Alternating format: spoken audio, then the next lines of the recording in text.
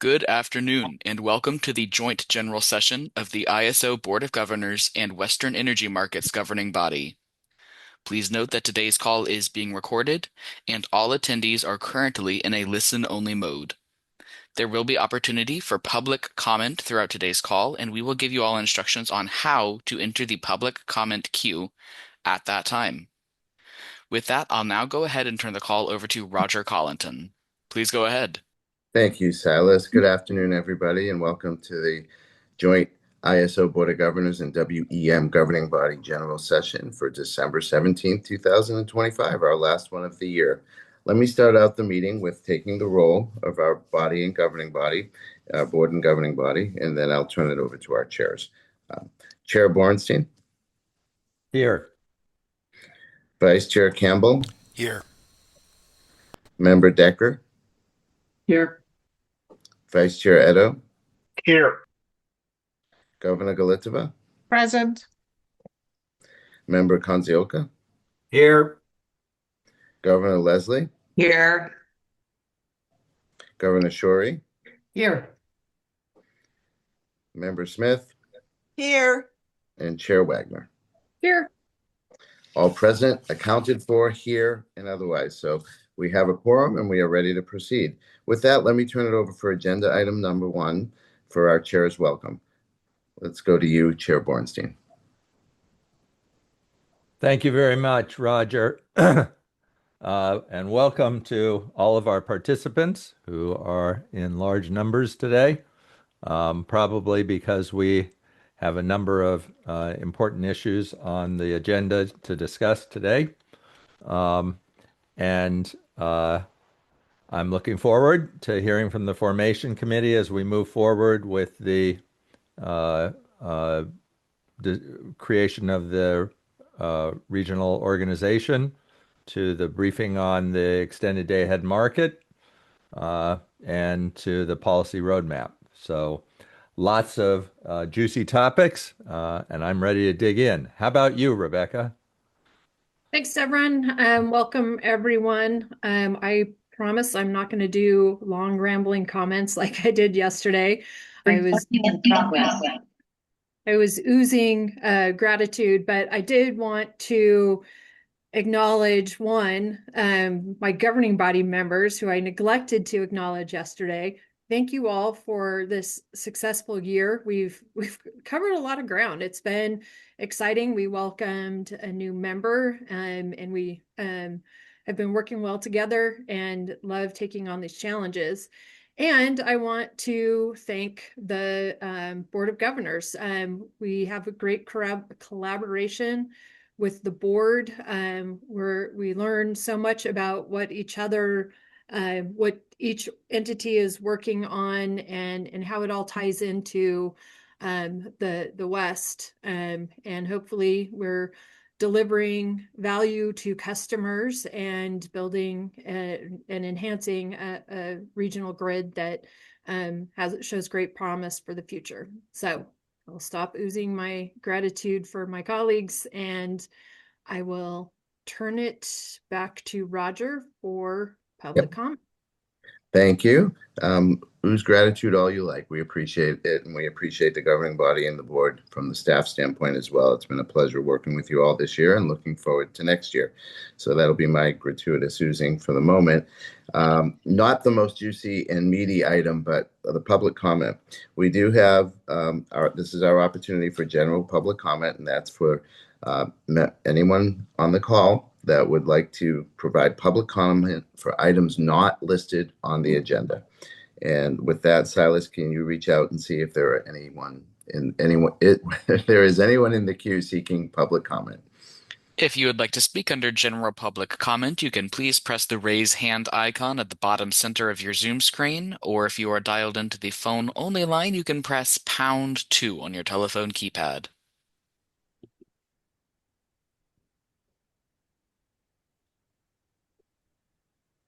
All right, there are no public comments at this time. Great. Thank you, Silas. With that, we can move to agenda item number 2, which is our decision on the October 29th, 2025 joint general session minutes. And board and governing body, may I have a motion to approve those minutes? So moved. Thank you, Mary. Second. Second. Thank you, Andy. All in favor? Aye. Aye. Aye. Aye. Aye. Are there any opposed? Mm. Thank you. The motion passes, and we can now move right along to much more interesting stuff, and that's our CEO remarks. Elliot? Thank you, Roger. Well, good afternoon, Chair Bornstein, Chair Wagner, members of the Western Energy Markets Governing Body and the ISO Board of Governors. Pleasure to be with you for our last meeting of 2025. Of course, yesterday in the general session for the WM Governing Body, I offered some reflections on market and governance and stakeholder developments. Tomorrow, of course, I'll reflect more broadly on the accomplishments of the ISO. But I wanted to just reflect on a couple of things here at the end of the year. When I think back to 2025, there are two real themes that stick out for me. The first really is delivering results, something that we all take very seriously here at the ISO and with our broad stakeholder community. And the second is managing change. On the delivering results side, I'm going to keep my comments brief enough, but I certainly hope all of you have had a chance to read our 2025 year in review. That is posted out on our Energy Matters blog. Really covers the full span of activities that we've accomplished through many, many different partnerships this year throughout California and across the broader West, and some very significant developments this year. Of course, we'll be hearing from the Formation Committee a little bit later in the agenda, shortly about one of the most important policy and governance developments in the history of Western energy markets. So a very, very big year in 2025.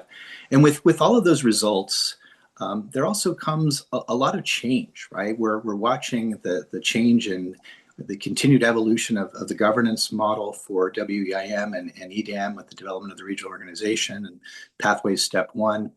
And we're also, of course, continuing to see, as we've seen with the Western energy imbalance market, the evolution of our market design on many different fronts. And I think, all of us, certainly here at the ISO, we're constantly working with our partners and stakeholders to drive for greater reliability and efficiency and ultimately affordability for electricity customers. And in the evolution of the design of our markets, there are also changes in the way the grid is being operated and the information that we need to operate the grid efficiently. And of course, there's even changes and implications for the commercial framework with which energy is bought and sold in the West. And we're going to hear about that a little bit more in detail in the segment this afternoon about the EDAM and DAME implementation.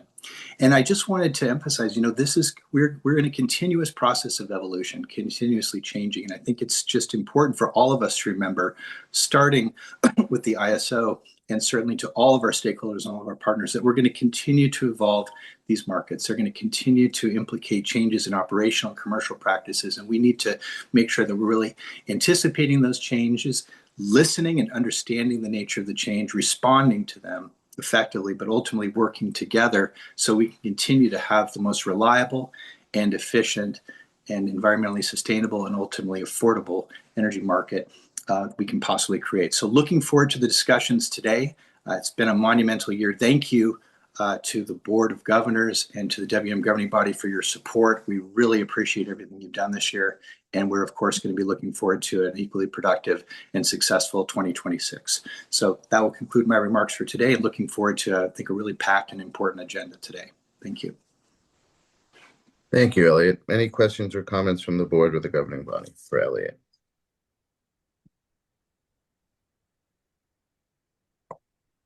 I don't see any, but I'm also not seeing hands. I don't think there's any hands up.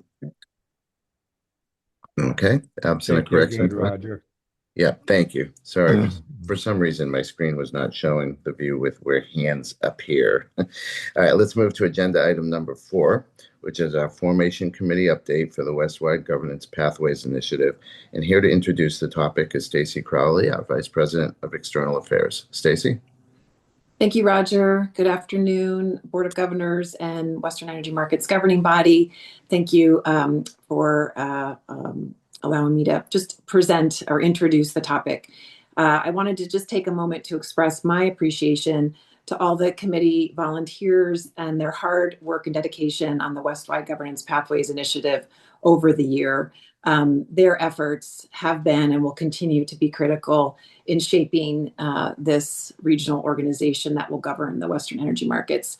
As we approach the holiday season, I also just wanted to extend warm holiday greetings to all of them and all of you at this time. With that, I just want to quickly introduce Kathleen Stacks, the Executive Director of Western Freedom, also the co-chair of the Governance Pathway Formation Committee, and Evelyn Call, who's the Chief Policy Advisor and General Counsel at the California Community Choice Association, and also a member of the Formation Committee. So I'll turn it over to you two. Thanks.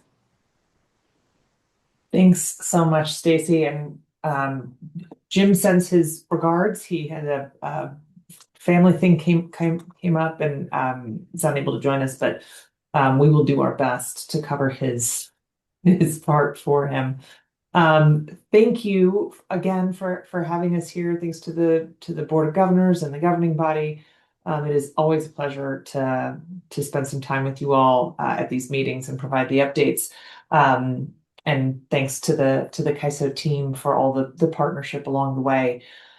We wanted to take a moment now and just provide a quick update on what we've been doing and sort of what we have ahead of us over the course of the next few months. And I think the most significant piece I'm going to let Evie cover here on the next slide. Okay, thank you, Kathleen. And I'm delighted to be with you today and to share the progress. And I want to echo Kathleen's appreciation of all the support we've had from the CAISO and its staff. We are now well on our way to establishing a new regional organization, the Regional Organization for Western Energy, or ROE.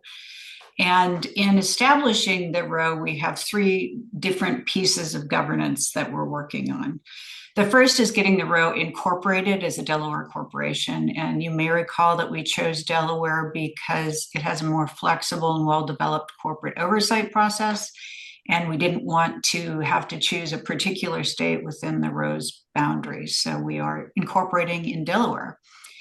And we have been getting prepared for this with the aid of our counsel, Perkins Coie. The launch committee approved the certificate of incorporation last Friday when we had the Pathways stakeholder meeting. So we are ready to go from a launch committee standpoint. And we plan to file the certificate in early January. Because we needed to have a board upon filing of the certificate, we have named the Formation Committee as the incorporating board. The bylaws, however, limit the authority of the Formation Board with respect to tariffs, business practices, and the CAISO operating agreement. So that's left to the initial board. But we have left some flexibility in the bylaws to allow participation in any necessary financing decisions come up before we have an initial board in place. And we're also required to name officers. So we have designated Kathleen Stacks as president, Pam Swarborg as vice president, and Lisa Tormone Hickey as secretary. So that will all be done very early in January. The second piece of the puzzle is tax exempt status. We'll be filing that also in January to gain our 501c3 public benefit corporation status. And we'll be filing the Form 1023, which will have a 3-year budget, a condensed business plan, and other information. We'll be circulating a draft of that in the next week to the launch committee, and we'll plan to approve that with the launch committee in January. And like I said, we will be submitting that shortly after the ROE is incorporated, accompanied by the bylaws, which were also approved by the launch committee last Friday. And finally, we've been working on policies. Right now, we've been working on 6, the whistleblower, document retention, conflicts of interest, records availability, open meetings, and board selection. We'll be circulating all of these to the launch committee in early January, and we'll be approving them within the launch committee. The question of when the board actually adopts any of these policies is still open, and we're considering in particular, how to handle records availability in open meetings. So we're excited to move forward in January on that. And we've come a long way in 2 years. It's been 2 years now, and it's really surprising in a way, and very delightful that we are in this position. So thank you again for your support, and we're moving forward. Thanks, Evie. And with the next slide, we'll talk a little bit about what we are working on moving forward. So we've at a very high level kind of mapped out a handful of work groups and work plans on the main categories of work that we're going to be doing. And again, thanks to the CAISO for being a partner in many of these work groups as we develop the implementation of the recommendations that we had in our original step 2 proposal. So just to flag a couple of milestones for 2026, as Evie mentioned, we'll be filing all of our incorporation and nonprofit application documents in February of 2026. We have started the process with the goal of seating an initial board in July of 2026. We are going to be working on the tariff change and the agreement between the RO and the CAISO over the course of 2026 and 27, with a goal of filing those documents with FERC sometime late in 2027 or mid 2027, with the goal of having the RO have its full tariff authority and ready to go live at the beginning of 2028. It is an aggressive timeline, but I think we have continued to surprise ourselves at how much we've been able to get done in short amounts of time. So we're gonna stick with it and keep moving forward. A couple of other work streams of note. We're working on our stakeholder process refinement, which includes a lot of coordination with the Regional Issues Forum and the CAISO, since we'll be figuring out how we take what the CAISO does today, what do we need to change to implement the recommendations from the from the pathways proposal. And then, of course, the RIF has proposed to make some enhancements to their own structure and process that reflect some of those recommendations as well. So we're going to be coordinating very closely amongst the three of us to develop how do we stakeholder some of this stuff in the meantime, and then ultimately what does the RO's stakeholder. I'm gonna keep working on adopting the whole new thing here. It's not that different. It's still hard. But once we get to 2028, we're also a couple of other the Office of Public Participation and the Consumer Advocates Office. These are really a couple of the critical public interest components that we had in our recommendation, and are also, of course, requirements that came out of AB 825 in the legislature this last year. So we are working to get a scope of work for the Office of Public Participation, which will be a component and an office within the new row.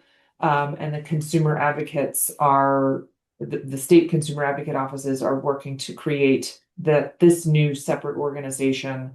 Our job really is to ensure that there is funding for that office within the tariff once it is approved by FERC. Next slide, please.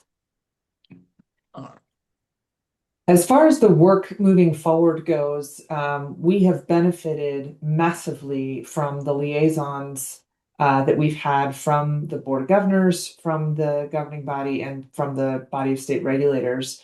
And we have had some conversations internally about keeping that structure moving forward, and are proposing to continue Jan Shorey and Andy Campbell and Anita Decker's participation in the work, at least until we get the initial board seated, and then we can revisit with that initial board and figure out what they want to do.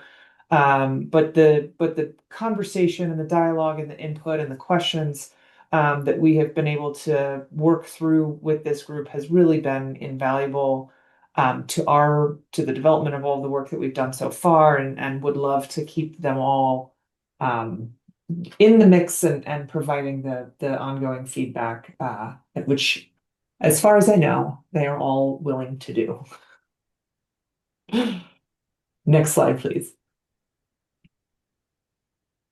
We have, as I mentioned, we are underway with our board selection process. We're very close to selecting an executive search firm, and are hoping to have a contract in place by the end of the year.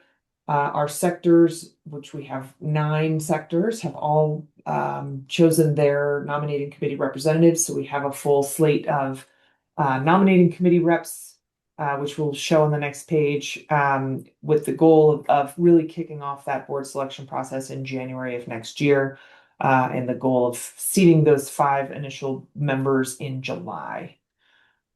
Next slide, please. So we have just wanted to acknowledge the great volunteers that we have gotten to participate in the nominating committee across these 9 sectors. I will just remind everyone, we have a couple of new sectors in this list that have not been active independently in any of the market constructs to date. They've all had other ways to participate, but having a separate large commercial and industrial customer sector and a separate distributed energy resources sector are 2 of the new groups that we have participating individually in this in the nominating committee process, and then ultimately in the stakeholder process that the row will kick off. And then a special thanks to Commissioner Hammond from Idaho for being willing to, both be a liaison on the formation committee and raise his hand now to sit on the nominating committee as well. Next slide, please. And the last piece I wanted to touch on, just as an update, we have we've been figuring out how much money we're going to need to actually get this row off the ground. If we want to hire a search firm and we want to seat board members, we need to have some cash flow. And so we have estimated for the work that we have in front of us between now and the go live of early 2028, approximately $7 to $8 million of budgetary needs to do all of the work that we need to have, including bringing on some of that initial executive staff. We're seeking out funding from 3 areas. Stakeholder contributions, we are getting some good response there and have received several pledges already. We're having some good conversations with some foundations about philanthropic funding, and then we have been having ongoing conversations with the CAISO about debt financing for the remainder of that amount that we don't raise from the first 2 buckets. So those are the areas that we are pursuing for funding for the work between now and 2028. And with that, Abby and I are happy to answer any questions.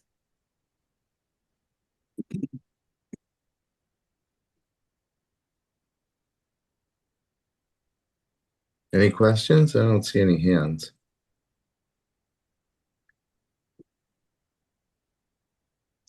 Okay. And that was, I want to make sure I'm clear. Jim can't make it, so that's the last of our presentation. So with that, if we don't have any questions. Roger, we do. Oh, Yeah, Anita. I'm sorry, Anita, please go ahead. You're at the top of my screen and your hand was not showing. Sorry about that. So, No. I really don't have a question. I just want to underscore that there has been a lot of work done and being a liaison on the formation committee along with Andy and Jen Shorey. I mean, we do get to hear kind of the, I would say the sausage making, if you will, and there is a lot of work to do. There's a lot of dialogue on options and the comments and the positive comments and working with the ISO to try and move things forward, as well as working with the stakeholders, has been really pretty impressive. And it has been a huge lift. And I also want to just give a shout out to Kathleen for her willingness to act as the chair of the board as they do this interim formation before they seat the board, as well as Pam Sporberg has certainly done a lot of work behind the scenes. But I think the person that really has done as much work is clearly Jim Shetler. You know, Jim is such an ambassador for kind of justice and fairness and equity and unbiased comments about, you know, where things are going and how they're going. And I think he's well respected in a role to help us move forward both within California and without California. So just kudos to all the people that have been working so hard behind the scenes that we don't get to see. We get to see Kathleen a lot. We get to see Pam Sporberg. We get to see Jim, but there's a whole host of folks behind that are working pretty hard at this. Thank you, Anita. Jan, I am seeing the hands now, so I figured something out. Jan, I see your hand is up. Yes, thank you, Roger. All I wanted, well, first off, let me say here to what Anita just said and extend my compliments and thanks to all of the members of the Formation Committee and especially Kathleen, who's been leading the charge on all of this, and to Evie and Lisa and everybody that worked, really a yeoman's lift to put all these incorporation documents and tax documents. It's not easy, but the reason I wanted to make a quick comment was this is really a comment more for the ISO board members. The committee, the Formation Committee and the leadership of the Formation Committee are very tuned in to the pathways legislation in California. And they are adhering closely, as they say, to the framework that was created in that legislation to assure that the end result here comes out and meets what the California legislature outlined as their desire in terms of having this organization move forward. So I just wanted to acknowledge that and offer thanks to the leadership that they are doing that so that hopefully we are on a successful path. This has been quite a year with a huge amount of accomplishments, but there's a lot of work ahead. Thanks. Thank you, Jan. Mary, your hand is up. Yeah, I'd like to ask Jan a question. Jan, in the spirit of what you just said, and I agree, I would like to thank everyone who's gotten us this far. That conflict of interest document, whose document is it in terms of, and how does that work? Because this is a completely different regional entity. Are you talking about the conflict of interest document that would apply to the new regional organization board members? Yes. Well, that's going to be owned by the regional organization, but the Formation Committee is in the middle of developing that framework. But maybe I should ask Kathleen or Evie if you had any comments on that point. Yeah, we do have a draft of the conflict of interest policy, and it does track well with the KISA's conflict of interest policy. You'll find that in all of our policies. There's a lot of alignment. So that, like I said, will be adopted in January by the board. And it'll be distributed. I think some folks have seen it already, but it will be fully distributed to the launch committee in January. Thank you, Evie. And we appreciate that. We appreciate the compliment, and it's a great testament to my legal team. So I'll just give them a quick plug there. But if you find any improvements, let me know, and we'll think about those as well. Severin, I see that you have your hand up. Yeah. And thank you, Kathleen and Evie. This is great, and it's so exciting to see progress here.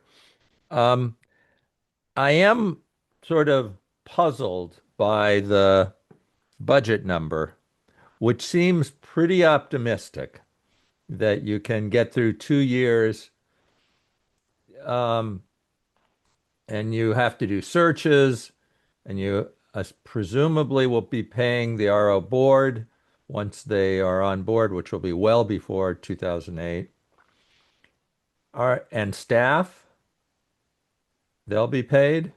Pretty minimal staff, but we were thinking executive director and general counsel to start, and then probably a stakeholder process manager type person as well. But that may be closer to the go live time.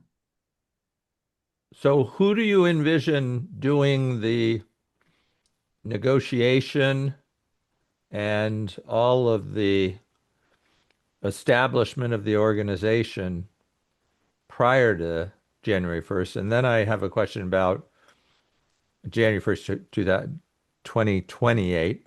And then I have a question about after, because you can't go from 3 to 20 employees in 1 hour. And Evie, maybe I'll let you chime in on the lawyer side of things, because we built a budget with the idea that we're going to need quite a bit of independent legal support on behalf of the RO. So Evie, maybe you had a lot of thought into that. Yeah, with respect to the operating agreement, we will use counsel and, we work with Perkins Coie now. I'm not sure exactly who it will be once we get to the operating agreement. We'll also have an executive director who will be working on it, and possibly a general counsel. We've been talking about getting a general counsel in place, and then we'll still have support from the formation committee throughout the process until 2028. And then we may have a working board. I think the reality is that we have to have a working board, at least until we launch. Wait, what And does a then working board mean? I'm sorry. Meaning rolling up your sleeves and doing, some of the dirty work of startup. Oh, okay. But they will be paid in the process. Yes, they will be paid. And so you're not anticipating having analytical staff? With all due respect to lawyers, and lawyers are very important in this process, it seems like there's also a need for financial planning and, organizational budget planning and all that. And we have talked some about you potentially using some consultants early on for some of those accounting and financial aspects. The organization, as we've envisioned it at that sort of day one, 2028 moment, is really going to be very, very small. I think we are, and that's part of what we're going to have to work through in that operating agreement is mapping out all of the services that the RO is going to need to provide as a governance structure, and then what services is the CAISO going to have to provide to help us do that work, and how do we contract for those services? So I think we have envisioned a staff, really kind of thinking about the first year of 2028, around, I would say, 8 to 10 folks total. And then mapping out where do we need to grow? What functions do we need to be bringing in-house? What additional stakeholder initiatives are out there? What other market services are stakeholders talking about? So what is the plan for the RO to grow at that point? But really thinking very small from the get-go. And trying to figure out which services are appropriate to contract with the CAISO for versus finding our own independent support. And with respect to technical work and analytics, we do have volunteers right now who are working on some of those things, like, for example, the tariff. So I think we have a deep reservoir of volunteers with a lot of different expertise. Okay. I really want this organization to succeed, and I just don't want it to start out hamstrung by sort of low resource. So consider spending a bit more money and having a bit more support, is my comment. Thanks. And thank you for all the work you guys have done. It's amazing. Thank you, Severin. Rebecca, you have your hand up? Yeah, I just wanted to follow on what Severin was talking about, but first to applaud and thank you all for the effort you've put forward. It's been a lot. It feels like, I can't believe it's 2 years. It's like that just like went by like that. And there's a lot of moving pieces. And now, I mean, it's overwhelming to me to think about standing this up. I mean, just the startup side of it, right? And one of the things that I've contemplated, and I haven't really shared this beyond my own little brain, but, is there a way that, the ISO can lend employees or have someone leading kind of that transition effort, just so we have, it's important that we have a smooth transition. And to Severin's point, we want you to succeed. And if there's a way to, loan out a few ISO employees to help get that started, I don't know. It just kind of popped into my head, and I was just trying to think of how to help bridge that gap and that uncertainty around the fundraising. And of course, you know that we all stand ready to be supportive of anything you guys need above and beyond, you know, the work with the liaisons. We're here as resources to you. Thanks, Rebecca. And I think, you know, to date, we've had the support and time that we have been able to get from the CAISO team has been invaluable. So we're very grateful to that so far, and I think would look to the CAISO team for other thoughts about that partnership moving forward too. I don't have anything else to offer. I think it feels to me as though the formation committee is being very deliberate about right sizing the organization to make sure it can be viable from the start. So, Severin, I think your comments are helpful, and I think I'm sure we'll take that into advisement. And then I think we're just well positioned to continue providing the technical support as necessary and begin the process of standing up our Western Regional Services Group to serve as a market operator under independent governance. So I think the things are in great shape, and we'll just watch and stay connected and adjust as necessary.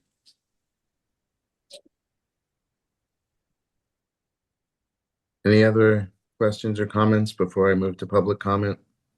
I don't see any more hands, but don't want to cut anyone short.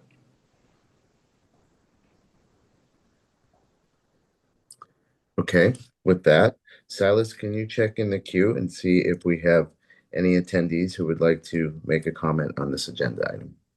If you would like to make a comment on this agenda item, you can press the raise hand icon at the bottom center of your Zoom screen, or #2 if you are dialed in through the phone only line.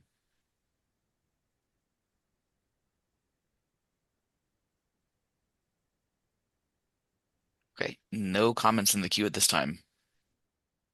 Well, thank you. Good discussion. And we can now move to the next item, which is agenda item number 5, the briefing on extended day-ahead market and day-ahead market enhancement, implementation details, and associated tariff revisions.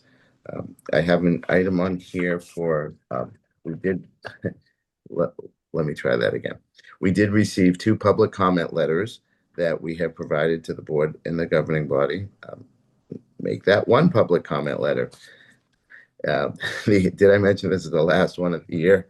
The Energy Authority has, that's TEA, the Energy Authority has sent a letter, and that letter has been provided to the board and to the governing body. And with that, let me turn this over to you, Elliot, to make some introductory remarks. Thanks, Roger. I just had a couple of introductory comments for the board and the governing body. We are pleased to bring you an important briefing today on the tariff revisions for the day-ahead market enhancements and the extended day-ahead market, followed by a briefing on the policy initiatives roadmap.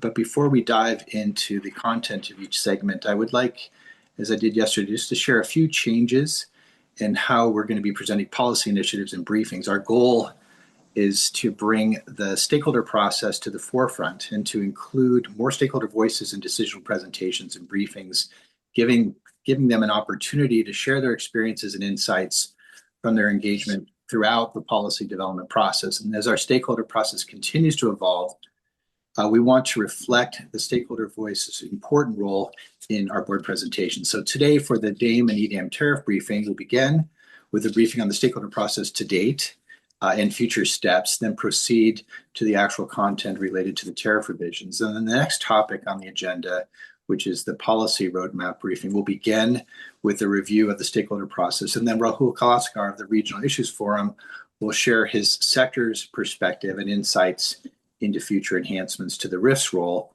in the policy catalog and roadmap prior to the actual briefing on the final roadmap. And so to kick things off, I'm pleased again to introduce Ali Mace, who recently joined the ISO as Senior Advisor for Regional Stakeholder Affairs. And again, as many of you know, Ali from her previous role at Bonneville in her leadership position as previous chair of the Regional Issues Forum. And we're just very pleased to have her on board and look forward to your feedback on this new format. So with that, Ali, I'll turn it over to you. Wonderful. Thank you, Elliot.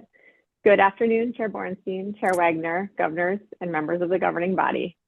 I'm pleased to be joining you today to provide an introduction overview, first of the stakeholder engagement for the tariff revisions for the day-ahead market enhancements and the extended day-ahead market. Let's go to the next slide. So I will be kicking off today's presentation with a brief overview of the stakeholder process and engagement for the day-ahead market enhancements and EDAM tariff revisions. I will share the steps we've taken to date and the levels of stakeholder participation to give you a sense of how much engagement we've had on some of these topics. Following that, Andrew Ulmer and Milos Bosanic will provide a briefing on the tariff revisions themselves. Let's go to the next slide and I'll talk through a bit on the stakeholder process. So I want to talk about two concurrent and overlapping and interconnected stakeholder processes today. The first is the EDAM intertie scheduling and resource adequacy imports implementation workshops that have been conducted over the past 5 months. And these are closely tied to the tariff revision process. The intent of the implementation workshops is to provide stakeholders with the implementation details of the EDAM policy design as we prepare for EDAM implementation. So I'll be sharing an overview of the stakeholder engagement for both the workshops and the accompanying tariff revision process. And as Milos will discuss in much more depth in his presentation, the discussions in the intertie scheduling and resource adequacy import implementation workshops have led to some of the tariff revisions. That's why I'm talking a bit about both processes today. The topics that have been discussed in these implementation workshops are of high importance to many stakeholders due to the potential impact of the changes to EDAM on their commercial and contractual arrangements. We really appreciate the level of stakeholder engagement on these topics. So to begin with, on the top of the slide you're looking at, the intertie scheduling and resource adequacy imports implementation workshops began in August with a stakeholder workshop.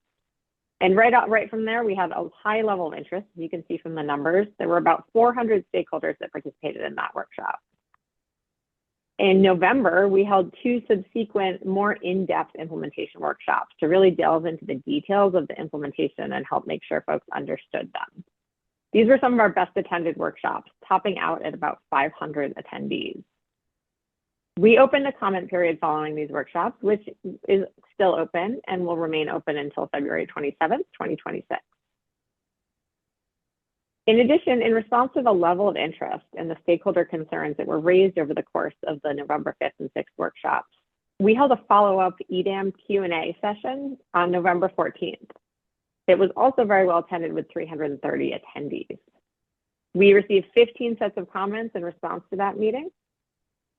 And as a result of the stakeholder feedback and further discussions with stakeholders, we have responded to concerns raised and have proposed a transition period, which Milos will talk more about, which will reduce the impact on commercial and contractual arrangements and minimize the need for immediate changes to business practices. This proposal was shared with stakeholders at our most recent meeting this week on Monday, and we had about 100 attendees at that. From here, we plan to initiate a stakeholder process to discuss the duration and specifics of the transitional period in Q1 of 2026. So this will be an ongoing process. However, getting to the tariff revisions, adopting the proposed transitional approach requires changes to the tariff, and thus they are part of the tariff revisions that we are briefing you on today. So turning to that tariff revision process, where we've been on that, we posted draft tariff language on November 4th, detailing the proposed red lines to the tariff. We received 7 comments on that posting and held a stakeholder meeting on December 3rd, which had 113 attendees. We will soon post written responses to those comments and a revised set of proposed tariff changes based on the feedback that we received. In January, we plan to complete the tariff revisions and file the revisions with FERC. So I hope that gives you a good sense of where we've been in the stakeholder process and the immense level of interest in some aspects of these tariff revisions, and also the level of engagement that we've had from stakeholders who've really put a lot of time into understanding the implications of some of these changes and working with us to help explain those and to ensure that we're taking appropriate steps and setting up initiatives well for the future. So now I will hand it to Andrew Ulmer to begin the briefing on the tariff revisions.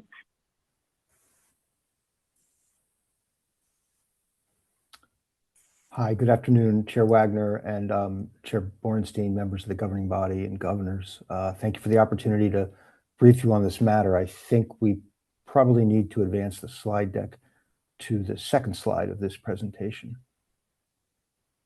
So as Ali mentioned, through implementation activities we've been undertaking for the day-ahead market enhancements and the extended day-ahead market, we've identified several tariff revisions that we plan to file with the Federal Energy Regulatory Commission next month. The revisions, they range from formatting changes to addressing questions that were raised by prospective EDM entities to rule additions to give effect to the overall market design. Our view is that these tariff revisions are within the scope of prior authorizations provided by the governing body and the board. So now I'm going to turn the presentation to Milos Basanek to discuss two areas of tariff changes that have received considerable stakeholder attention. And these are the intertime modeling and imports into the ISO balancing authority area. Milos, with that, I will hand the mic to you and ask that maybe we advance the slide to slide 4. Or I'm sorry, slide 23. Yeah, if we go one more slide, there we go, slide 4. And Chair Wagner, Chair Borenstein, respected Western Energy Markets governing body members and ISO Board of Governors, thank you again for the opportunity to brief you on the upcoming EDAM tariff cleanup and clarifications that we would plan to file in the first quarter of next year as we approach EDAM implementation. Over the next 3 slides, I'm going to touch on a few topics that are more prominent among the clarifications, as Andrew noted. And one of those more prominent clarifications relates to the implementation of modeling of schedules submitted at the interties of the ISO balancing area, as well as the interties of the EDAM footprint or the interties of the EDAM entity balancing areas. With EDAM implementation, we sought to adapt how schedules are modeled at these intertie locations in order to improve the accuracy of modeled flows and the associated market congestion management, similar to what we did with the implementation of the EIM when we made some of these changes to improve that accuracy in modeling.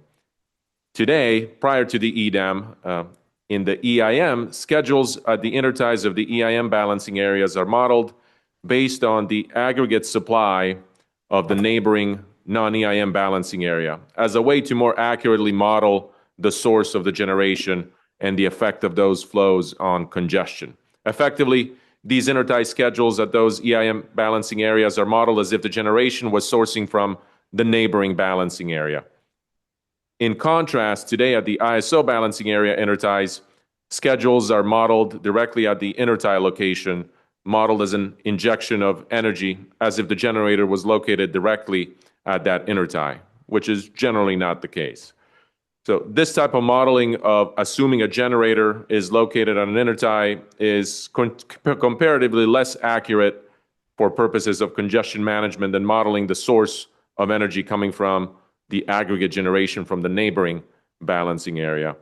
And therefore, to improve the accuracy of the modeled flows and congestion management, the current EDAM tariff language that was approved by FERC extended the generation aggregation point modeling approach that's currently in place in the EIM today and extended that modeling across the EDAM footprint at both the EDAM interties as well as the ISO interties.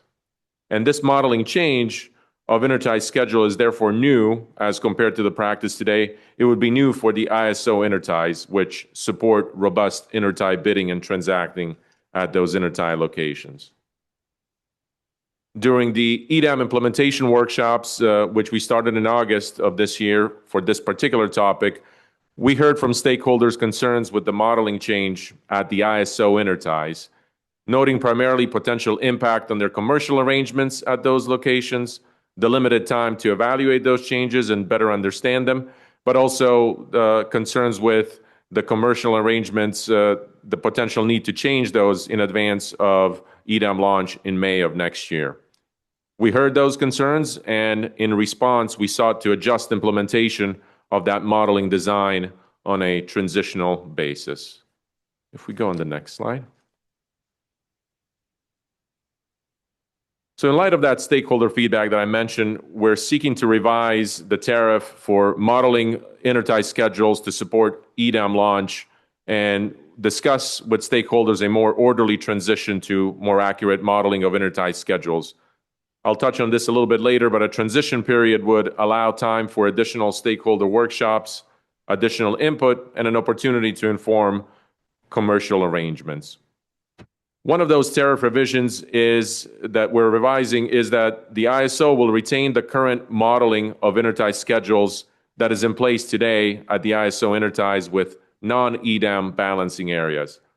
This, in effect, retains the existing modeling and bidding practices at the ISO interties with non-EDAM balancing areas, where schedules are modeled directly at that intertie location as a direct injection of energy at that location, and they're also settled at that same location. So no change in practice as compared to today. And by retaining this current modeling of schedules at the ISO intertie locations, we're also ensuring alignment with the modeling location of congestion revenue rights that are allocated within the ISO balancing area for the 2026 year. In other words, the congestion revenues rights that participants acquire at the ISO intertie locations, those are modeled and aligned in the same way as intertie schedules, thus providing the same level of congestion hedge and effectiveness as today. For EDAM entity interties, these are the non-ISO interties, consistent with the practice that is in the EIM today, we would extend the current practice of modeling intertie schedules at generation aggregation points, which is consistent with the currently approved EDAM tariff language. This modeling has been in place since inception of the EIM back in 2014 at these interties and is being extended then to the day-ahead market through the EDAM when parties submit offers at those intertie locations.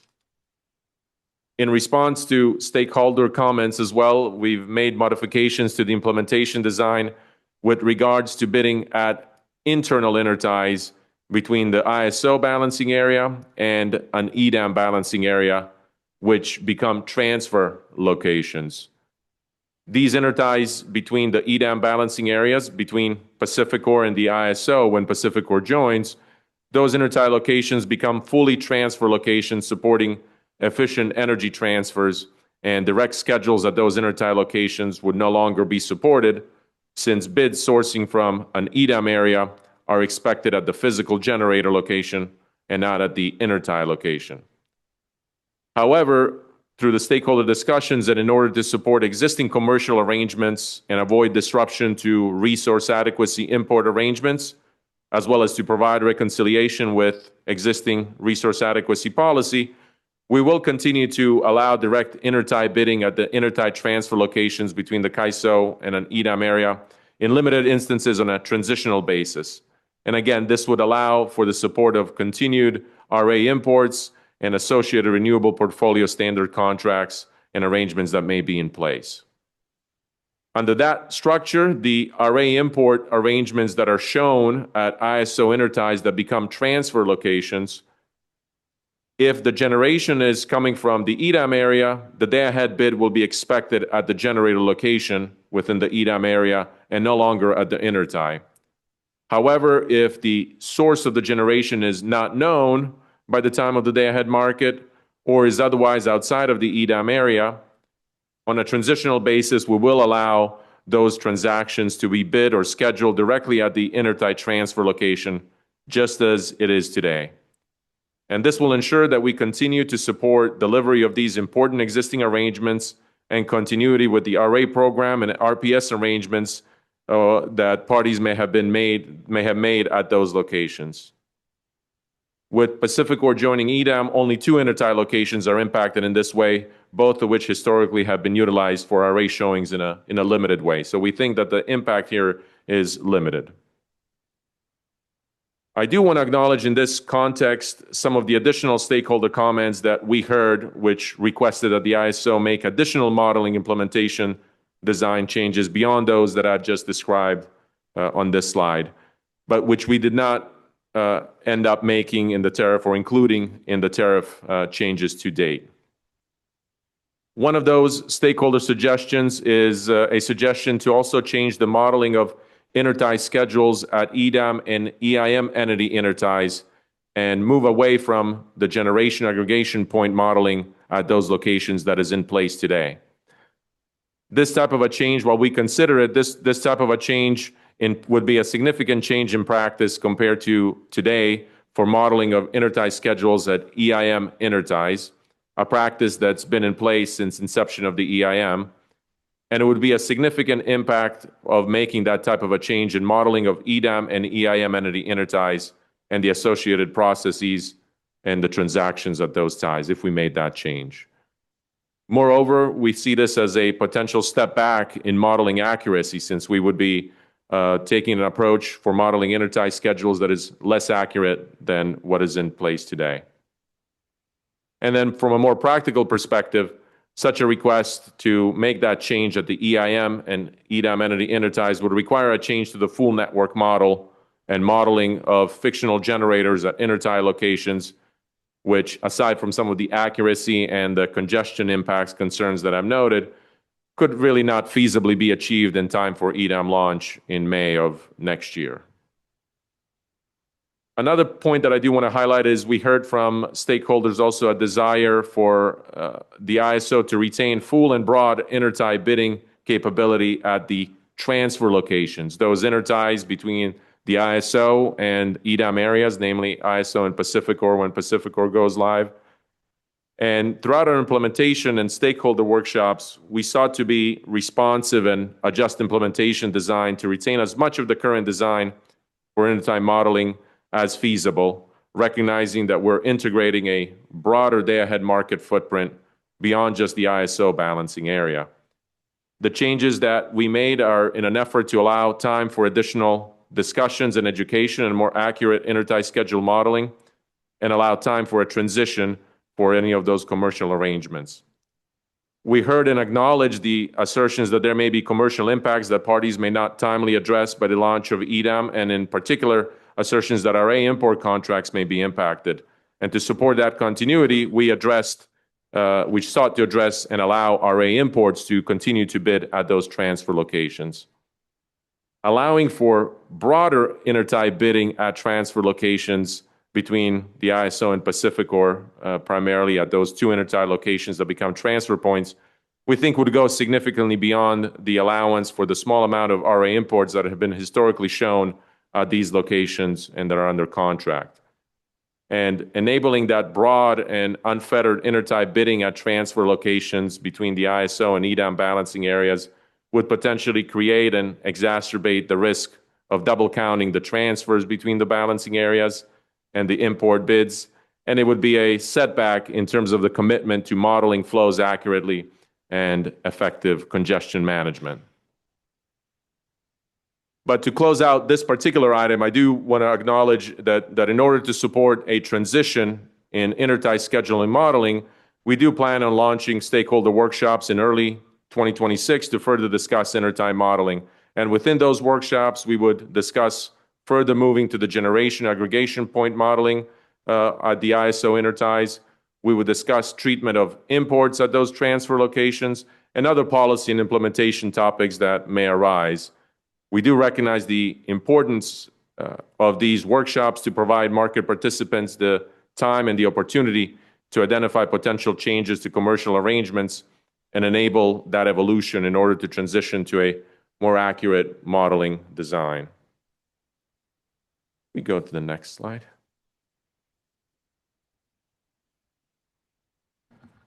Okay, if we go one more slide. Let's see.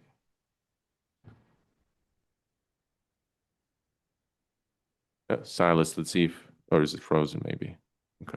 Okay, there we go. So this is just the last slide, and I want to just touch on some other tariff clarifications that I wanted to acknowledge briefly as well. One of those tariff clarifications is that congestion revenue rights in the ISO balancing area are funded by revenues derived as a result of transmission constraints within the ISO balancing area.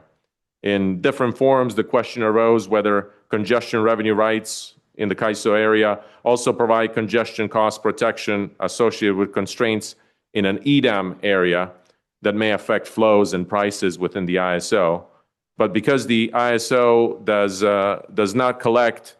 not receive these revenues associated with a constraint in the neighboring EDAM area, we're clarifying, and consistent with existing policy that was established a few years back, that congestion revenue rights provide a congestion hedge associated with constraints in the ISO balancing area, for which the ISO then collects and receives the revenues to fund these congestion revenue rights.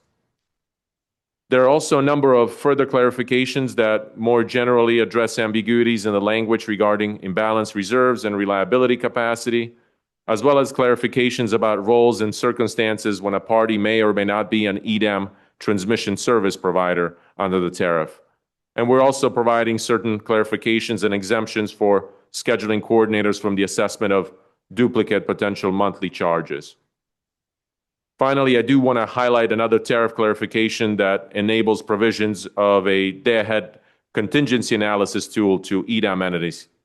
This is a service akin to what we provide today in the EIM as a real-time contingency analysis tool, and this service will improve EDAM balancing area operation and support enhanced awareness and reliability. We are in the midst of the tariff review stakeholder process, as Ali mentioned earlier, with additional revisions being published we expect later this week in response to stakeholder comments, and an additional stakeholder meeting that will be held on the tariff language in January. Ultimately, following the conclusion of that stakeholder process, we're targeting a filing of the tariff language revisions with FERC in the first quarter of next year. So I think that concludes my presentation, and certainly happy to take any questions. Why don't we why don't we go ahead and let Andrew provide his presentation, and then or Andrew, did you have comments as well? Now I'm seeing your slide, so I'm wondering if I'm getting myself confused here. Yeah, nothing more, Roger, but thank you. Okay. All right. So with that, is there any questions from the Board of Governors or the governing body for Milos or Andrew? Roger, there are 3 hands up. Rob, Anita, and me. Okay. Why don't we go ahead with Rob, and I'll see if I can find the correct view on here so I can manage this. Yeah. Go ahead, Rob. I understand, Roger. The screens change when you go from meeting to meeting. Well, I'm not sure if it's the screens or me, but I appreciate I appreciate that. Go ahead, please. Okay, Milos, I've got 2 questions for you. But a comment first is I've lost track of how many times I've gone through all the material provided for the meeting, and it is dense, and you were able to get an hour's worth of information into your short presentation comments. So really good job, and really make it succinct. But I have a question that you somewhat addressed. I just want to make certain I really understand this. And dealing with the implementation of the generation aggregation points. Yes, it's being deferred as originally proposed. And I know there was debate on how the gap was being implemented. I know there was some issues being addressed there.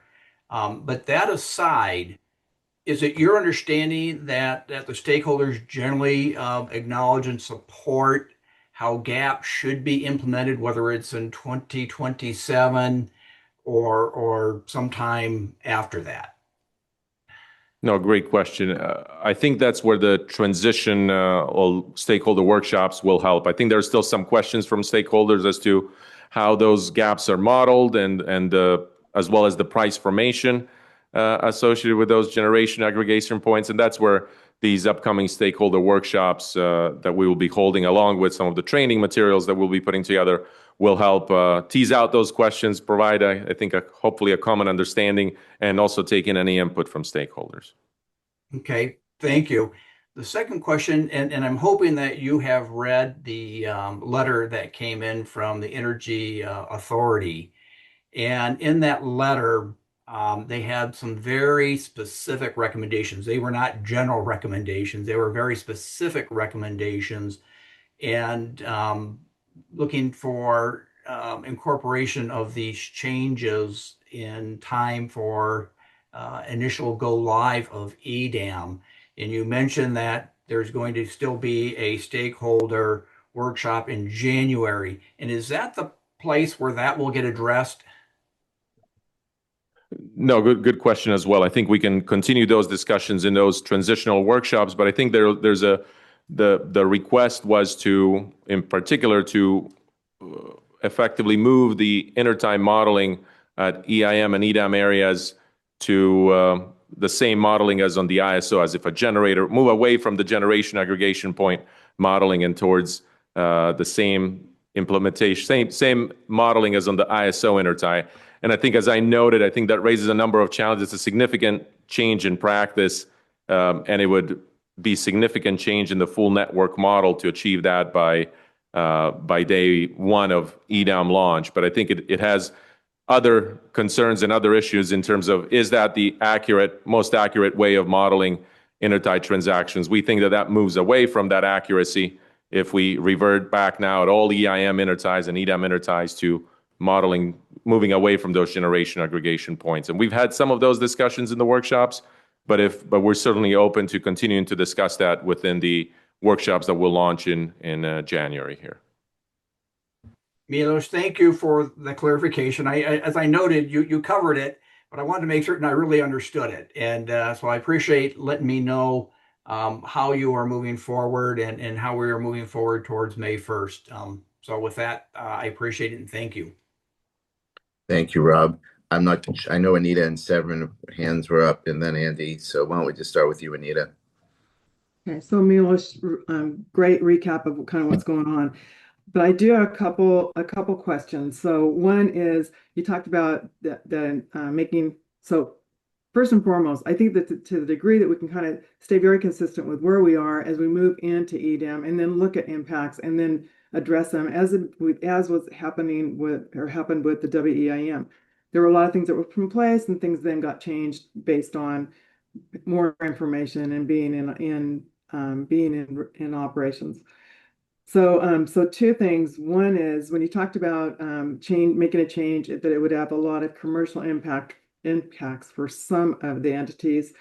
And I don't need to answer right now, but I think something that would be helpful to understand is, how broad is that? Is it everyone? Is it half a dozen? Is it 4 or 5? So sometimes when I hear stakeholders say XYZ, I wonder, so how broad is that? Is it the preponderance of stakeholders, or is it 1 or 2 that are maybe louder than the rest? So I always wonder about that. So I think I appreciate hearing that there's going to be continued work into 2026. And I think the comment or the question I would have around that is, given stakeholder comments, is there angst that there's so much going on that it won't get worked on in a timely manner? Or no, this stakeholder group really gets that there is going to be ongoing work, and they're pretty confident that things will move along and more information will come forward? So I think kind of bundled in there is a couple questions. No, great questions. And on the first point, I do think as part of those continued workshops in January, I think we're going to look to delve deeper into understanding the breadth of those commercial arrangement impacts further. And on your second question, in terms of the stakeholder sentiment, I think with the changes that we've made to the implementation for EDAM and for 2026 overall, by retaining the existing schedule tie point modeling on the ISO interties, which, again, this is where we support robust intertie bidding today as compared to the EIM ties. By retaining that existing structure for the interties between the ISO and non-EDAM areas, which is the majority of the interties, I think that leaves stakeholders with a familiar place and familiar ability to continue to transact at those locations as they do today. As for the interties between the ISO and Pacificor, for Pacificor launch, that's where we noted we made some of these, while they become transfer locations, we have made certain concessions in terms of continuing to allow bidding at those locations in instances for resource adequacy imports and associated RPS contracts. So we think that will go a long way in addressing stakeholder comments. We've certainly heard positive feedback in that respect. I did highlight a couple of points where certain stakeholders wanted us to go further, but I think going beyond that for EDAM day one, I think raises some greater issues on modeling accuracy, impacts to flows, and congestion management that I think we've we've taken it fairly far in response to those concerns for EDAM launch. But we're certainly open for additional input as we launch these stakeholder workshops and evolving that design post EDAM. All right, thank you. Thank you, Anita. Severin? Yeah, thank you, Milos. So I'm not an electrical engineer, I'm an economist, but my understanding of how grids work is that electricity at a point in time, at a point in location is electricity. And it sounds like what we're moving towards is a model that actually prices electricity differently depending on how it got there, which I thought was the whole point of moving to, or was the opposite of the point of moving to a nodal pricing model. And that this is sort of moving away from a nodal pricing model, which worries me both because of inefficiency, but also because of gaming, that it could set up real arbitrage opportunities. So in 3 minutes, could you assuage me and convince me that that's, or just reassure me that that's not the case? Severin, this is Mark Rothade. I'll take this question. Yeah, the modeling of the injections at the intertie are actually counter to accurate representation of those injections from an electrical perspective.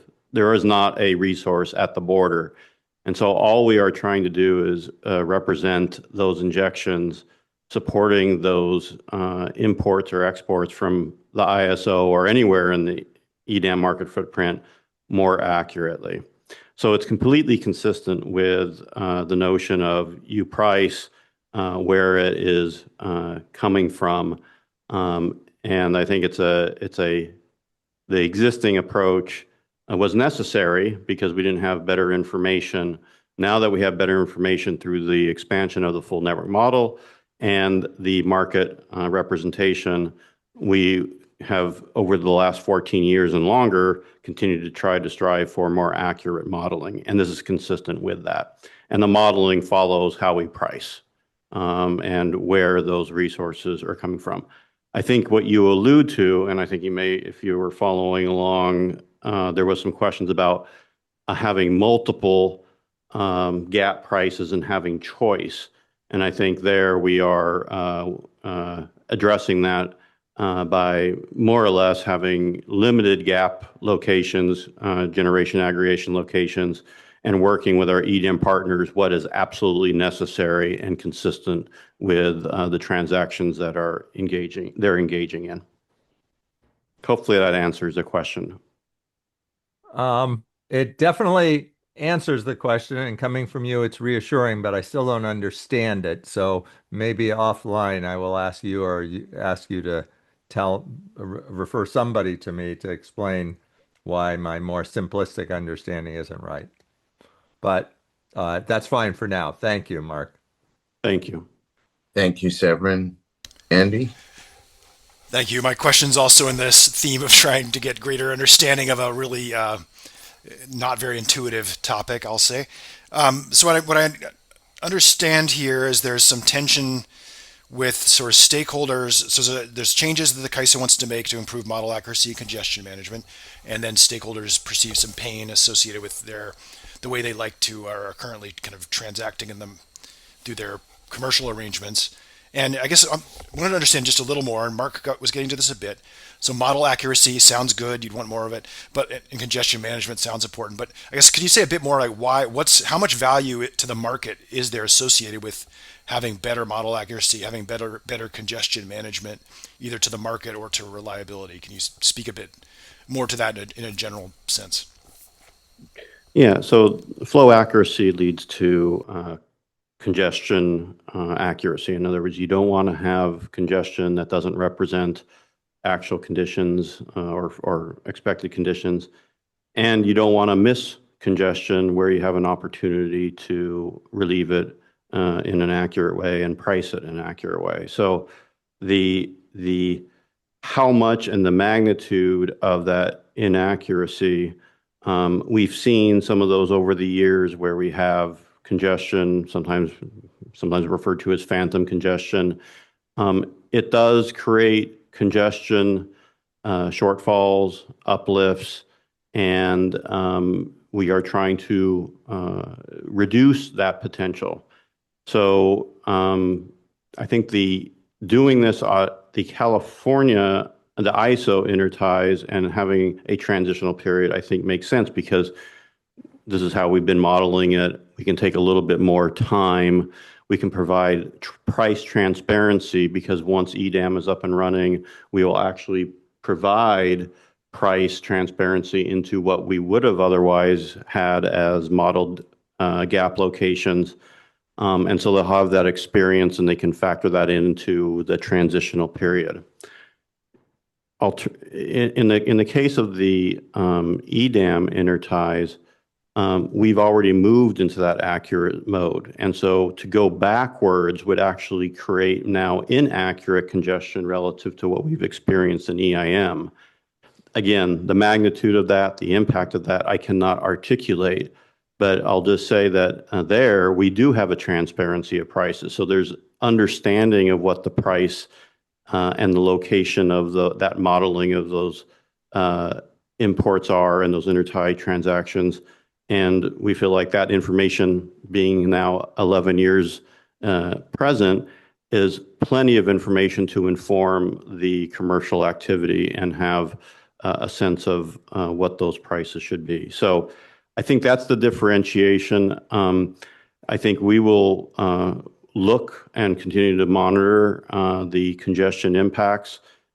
We know there's times, especially near the border, more impactful impacts on that inaccuracy. As you get further away from the border, those impacts are diluted or reduced, but they do occur. And this is why we have our constant movement to more accurate modeling, full network modeling for flow accuracy. I hope that answers the question. Andy, if there's more, I can go further. Yeah, that was helpful. I still have much more understanding to go, but that was helpful. Thank you. Thank you, Andy. Deborah?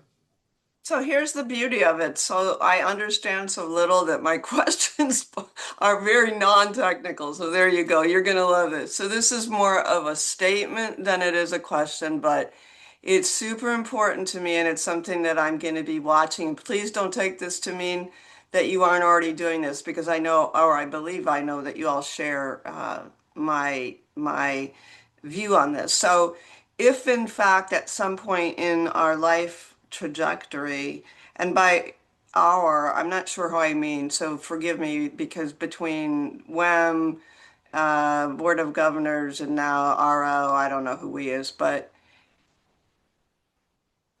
there is going to be an incredible amount of scrutiny and direct watch on, in terms of how we are able, how these bodies are able to work through these tariff issues around EDAM, correct them, the whole process improvement, quickly making changes on not on the fly, but in response to what we learn as we take that market live. And I'm just saying that because I think to the extent, because the model of developing this market was so different than the model used to develop the SPP market, Markets Plus, our opportunity to show that we are equally interested in having our members participate in creating a market that works for them. This is going to be how we can show that. And so I just want to say I'm hearing that. I'm hearing that we are ready and prepared to deal with what we learn quickly and in the moment, or quickly and on the, and it's not the moment, so quickly and on the roadmap. But nonetheless, that's going to be the look. And so I'm going to be really interested in making sure that we are set up to be able to do that very quickly. Thank you, or very responsively. Quickly may not be the answer, so apologies for there. I'm done. Thank you. Can I appreciate the comment, and I want to emphasize something. I think we can acknowledge this overall EDAM from policy to implementation has been a long road. A lot of details, a lot of really good work. I think I will acknowledge that the ability to have detected what awareness of this accuracy endeavor and what the impacts would be, that was probably a missed opportunity. And I will acknowledge, as Elliot stated before, that I think going forward, we will learn from that through the policy development phase as well as the implementation phase. And that is, how can we discover these commercial interactions and the impacts of those as we endeavor to improve accuracy and be the best model and the best set of prices as we can. I think we've done a very good job since August, where we brought this to the attention, and I have to give credit to Khaled Abdulrahman, our executive sponsor, our executive principal, George Angelidis, for going through excruciating detail with our participants and our customers and our stakeholders on this topic. And I've been following this along, and I feel very comfortable with the modifications and the transitional pivots we made. I feel very comfortable that going further could undermine the benefits and create potential issues that we are trying to avoid. So I feel good that we are in the right place. I also feel very comfortable that we have the process in place after implementation for detecting any new issues, and I feel very good that we will be responsive to any issues that arise. We have the infrastructure in place, we have the people in place to do that. And I know we have the commitment for those processes and the review of results. So you have my commitment going forward on all three of those fronts. Thank you, Deborah. Thank you, Mark. I don't see any more hands up. I'm scrolling through. And so last chance for that, and then I'll go to public comment. Okay. Seeing no hands, let me move to public comment. Silas, can you check and see if there is public comment? If you would like to make a public comment, you can please press the raise hand icon at the bottom center of your Zoom screen, or if you're dialed into the phone only line, you can press #2 on your telephone keypad. We do have a couple hands up in the comment queue so far. First, Dan Williams, you've been sent a prompt to unmute yourself. You can go ahead. Thank you, Silas. Good afternoon, Chairs Bornstein, Wagner, members of the CAISO board and Western Energy Markets governing body. CAISO leadership and staff, it's been a great meeting so far, and I hope to contribute to that here. Appreciate the opportunity to provide public comment. My name is Dan Williams, and I serve as Principal Advisor of Western Markets for the Energy Authority.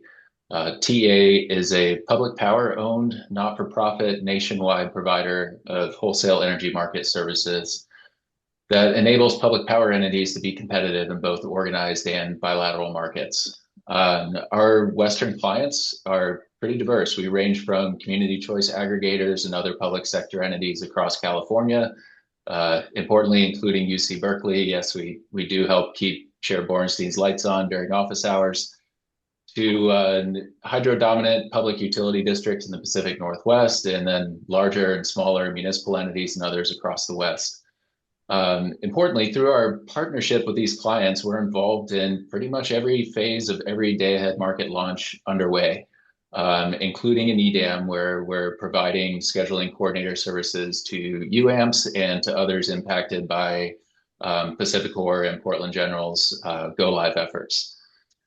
Because of this broad involvement, we have a deep, deep desire to see each market evolve intelligently and avoid unintended consequences, both within each of the market's borders and, importantly for today, across them.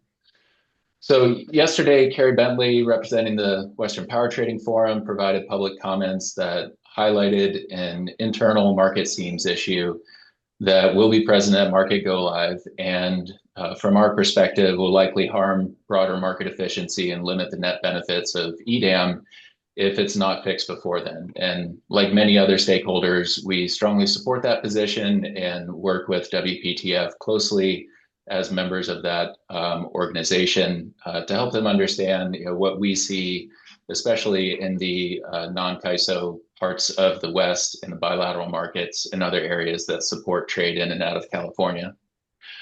In addition to the concern that Carrie highlighted, though, we remain concerned that certain seams issues between Western bilateral markets and the non-CAISO EDM areas have not been adequately addressed at this point. Even with the exceptional work that staff and stakeholders have done these past 2 months, we still feel like we're not quite there. The main concern here is that post-go lives are all EDAM load serving entities, from the entities we're working with, UAMPS to Pacific Core's merchant entity to all the other LSEs will continue to, and in fact must, interact with adjacent bilateral markets to manage around outages and constraints, hedge their on-system portfolios, and meet EDAM resource sufficiency evaluation requirements. They simply can't rely only on the assets that are within the EDAM footprint to get the best results for their customers. And as a direct result of the sort of cumulative impacts of implementation decisions, which we fully agree are well-intended and were the best that sort of could be done at the time, there remains significant risk at this point that multiple entities will face steep daily challenges to transact efficiently with external and internal counterparties in advance of the EDAM resource sufficiency showing deadline, in advance of the day-ahead market run under the new market structure, unless additional changes and clarifications are made. The technical details are in our written comments submitted for today, and also in the multiple sets of comments we've submitted throughout the initiative efforts. And I won't belabor them here. It takes a lot of time, a lot of slides, and a lot of patience to get down to the details that matter in talking through power flows and incentives in markets and how pricing impacts things at the border and things inside of the market footprints. But I'm happy to have follow-up discussions down the road if there's interest. And I believe my email address and phone are in the comments submitted. But finally, to wrap up, I'd just like to extend gratitude during this holiday season to CAISO leadership and staff, not just for what has been accomplished this year. There's been a lot of talk about that yesterday and today, but how it has been accomplished. We in the stakeholder community, particularly those of us that are not WEIM or EDAM entity BAs or LSEs, I believe have never felt more seen or more invited to be a part of the success of CAISO's markets than we do today. We don't always agree with each other or with CAISO staff. We don't always look at market design issues from the same perspective, but there's an incredible amount of trust and respect that has developed across our different groups.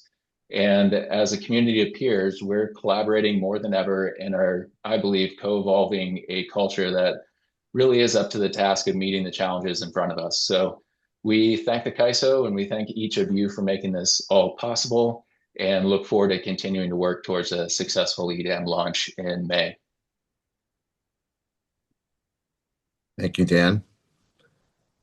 If you don't mind, I want to. Go ahead, Mark. No, I want to actually thank Dan personally and myself.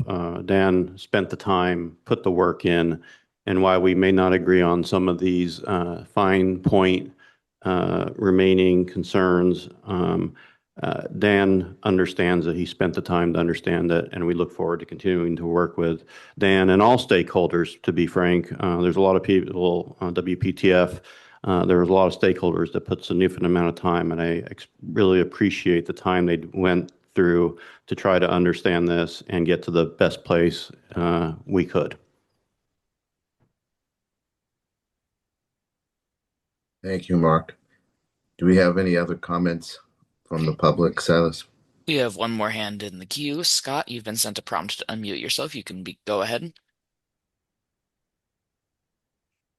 Hi, this is Scott Renzel with Pacific Gas and Electric. Just want to make sure you can hear me. Yep, we can hear you. Great.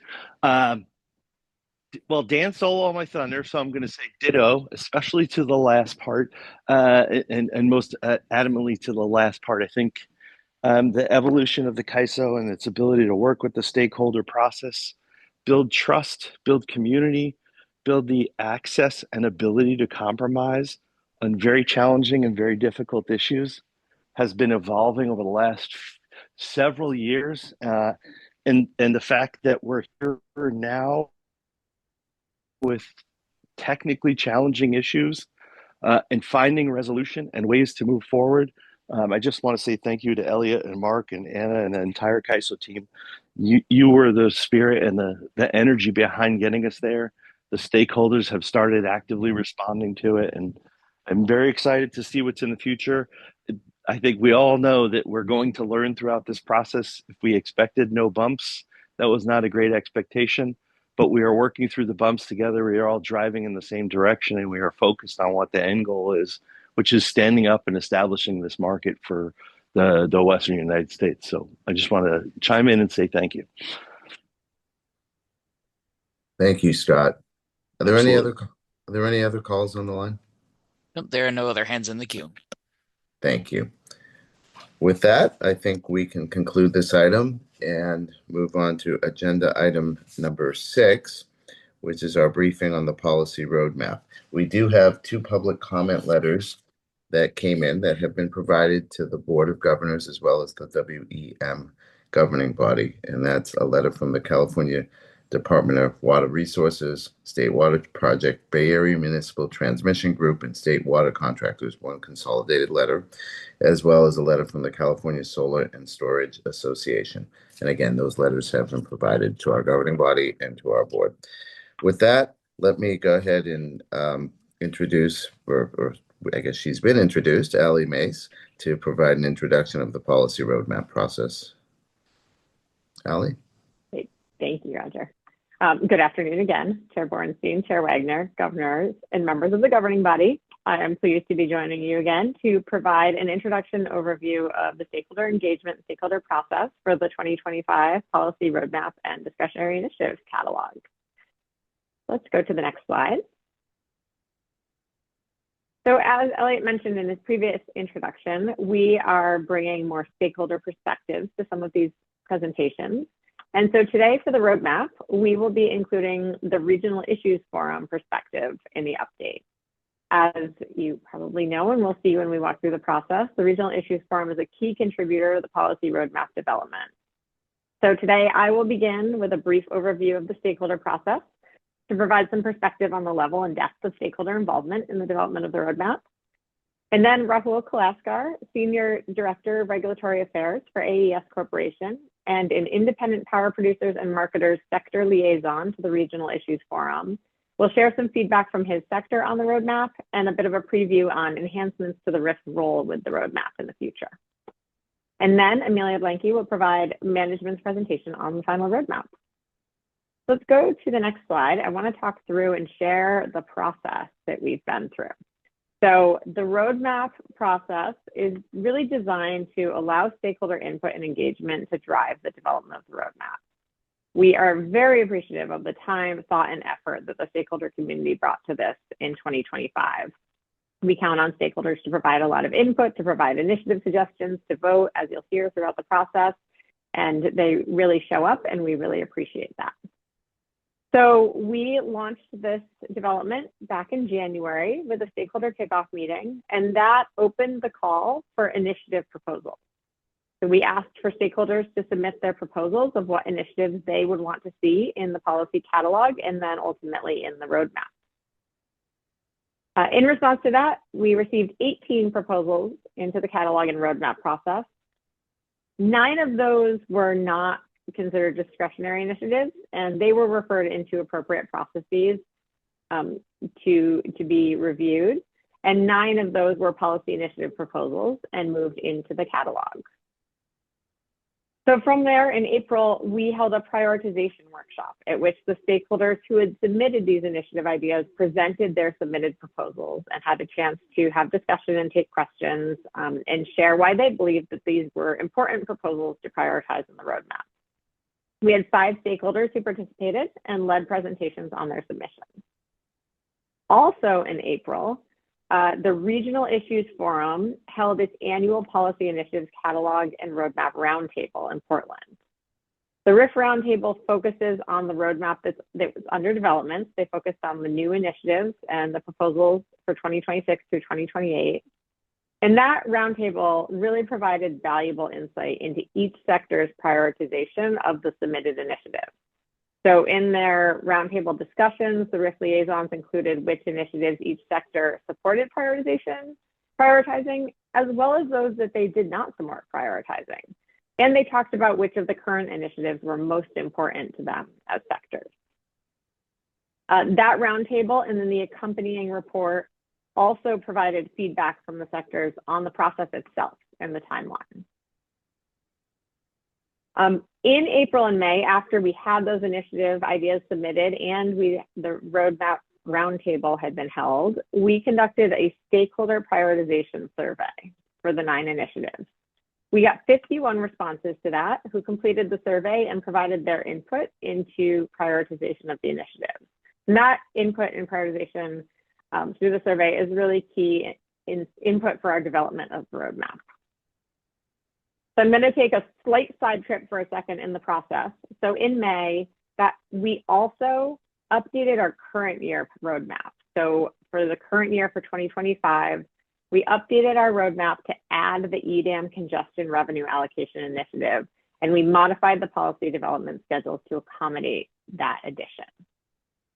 A number of stakeholders have requested beginning that congestion revenue allocation initiative mid-year, and multiple sectors supported the new initiative in the RIF roundtable presentation and report. We also, in that stakeholder prioritization survey, had included questions on how to reprioritize these existing initiatives within the current year to accommodate the new EDAM congestion revenue allocation initiative. And the results from that survey informed the revised roadmap. So kind of the middle of the year, while we were working on the new roadmap that Amelia will speak about, we also did this process to revise the roadmap, and we published that in June to meet the stakeholder need and the need we'd heard for congestion revenue allocation initiative.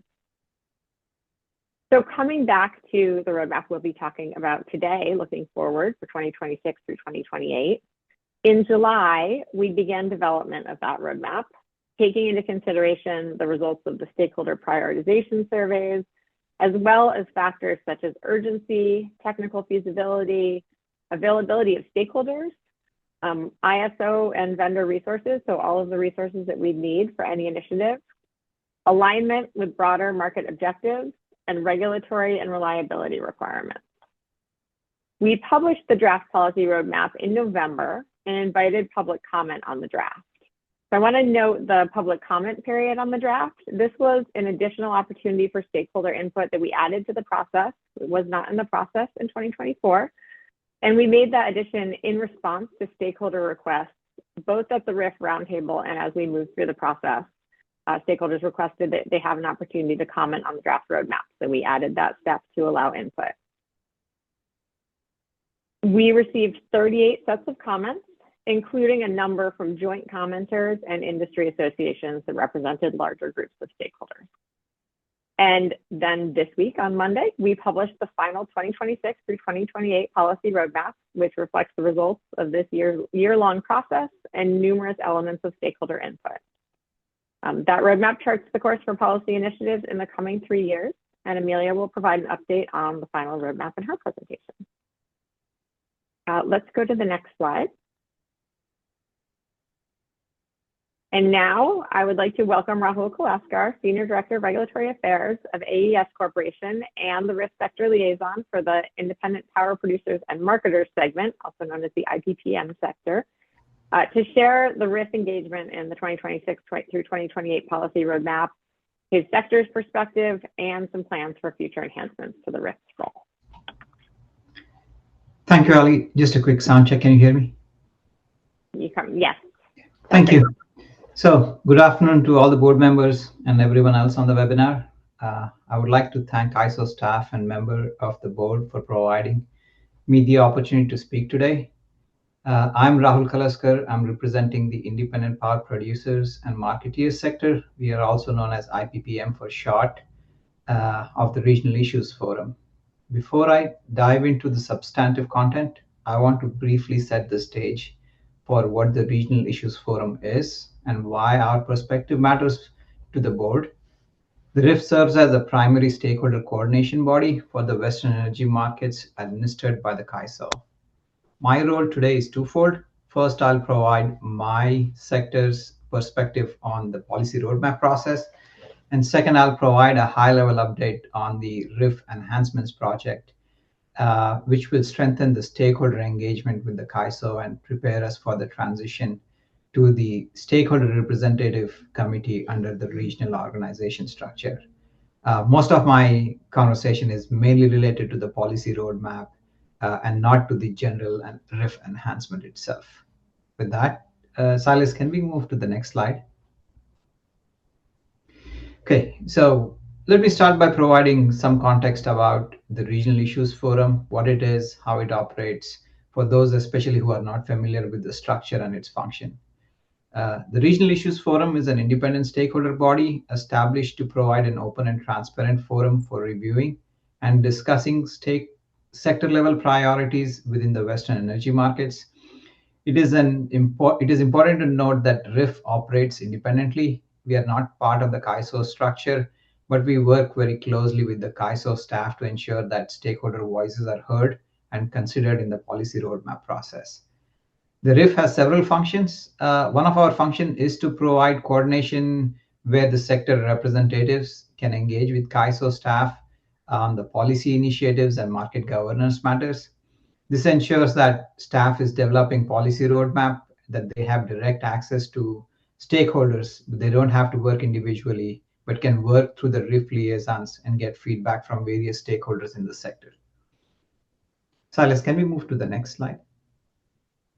Okay, so I'll introduce the 7 sectors that comprise of RIF and explain why I'm speaking today. So the RIF is comprised of 7 distinct sectors, each representing different stakeholder constituencies within the Western energy markets. These include the EDAM entities. The EDAM entities include those that are either going to participate or have an intent of participating in future.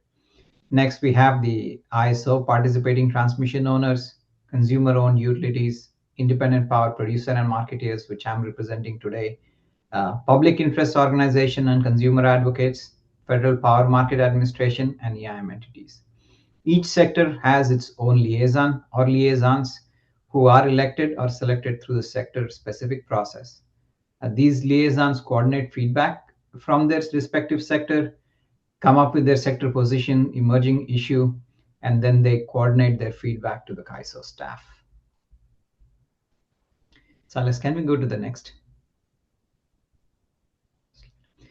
So let me move on to and provide a little more detail about the independent power producer and marketeer sector, so you understand, our constituency and the breadth of interest within our sector. The independent power producer and marketeer sector is very diverse. We are one of the largest sector within the RIF.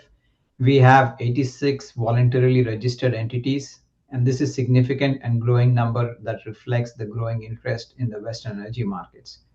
Our sector includes several distinct types of market participants, which includes the independent power producers that own and operate power plants, power marketeers who facilitate trading and help optimize the use of transmission assets across the West.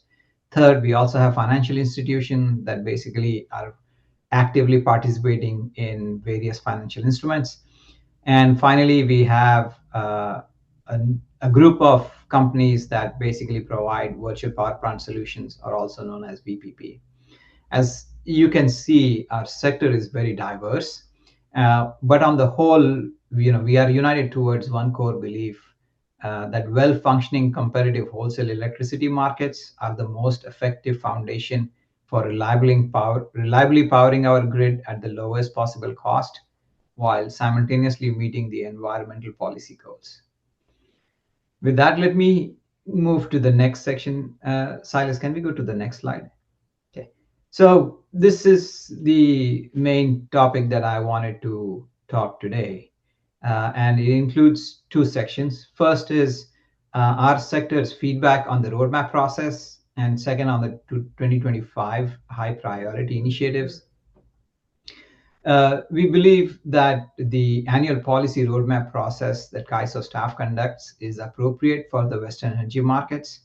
It allows the CAISO to respond to time-sensitive issues that emerge during the year, such as what we saw regarding the EDAM congestion revenue challenge, while also maintaining a longer-term strategic focus on more complex and transformative issues. However, our sector has requested greater transparency from CAISO regarding how the staff accepts the policy proposal in the catalog or how it differs or rejects some of the proposals.